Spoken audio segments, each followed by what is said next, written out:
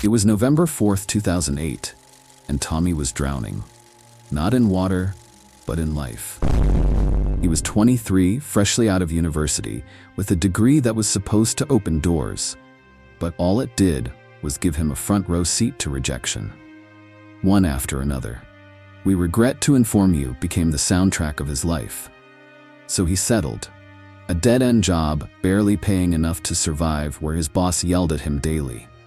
He would stare at his computer screen, feeling his soul leave his body with every passing hour. And the worst part? He needed the paycheck.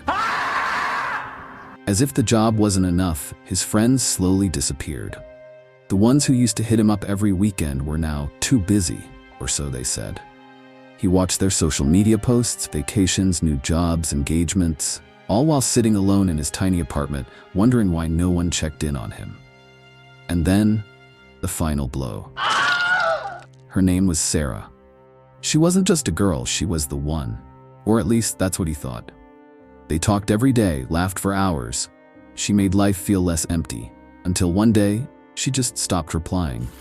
No warning, no explanation, just silence. He texted, nothing. Damn. Called, voicemail. Days turned into weeks, and the realization hit him like a train. He was alone, completely alone. One night, Tommy was sitting in his dark room, staring at the wall. His eyes welled up. His thoughts were louder than the silence. What's the point? No one would even notice if I was gone. I'm a failure, a disappointment. Nothing I do matters.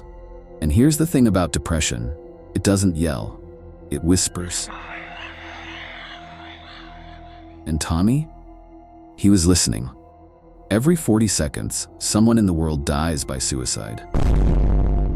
That night, he almost became part of that statistic. As he was about to give up,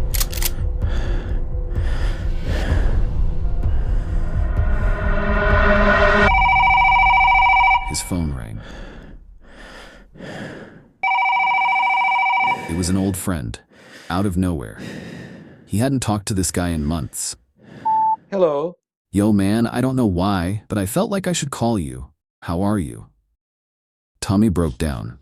For the first time, he admitted everything. And that phone call? It saved his life. It didn't fix everything overnight, but it reminded him that he wasn't invisible, that he mattered. He quit the job and found a new one where he wasn't just another cog in a machine. He went to therapy. Slowly, Tommy reconnected with friends who actually cared. And most importantly, he realized, rejection, loneliness, failure, they don't define you. They're just chapters, not the whole book. As J.K. Rowling once said, rock bottom became the solid foundation on which I rebuilt my life. Tommy represents the millions of us battling depression every day. Maybe you're in Tommy's shoes right now.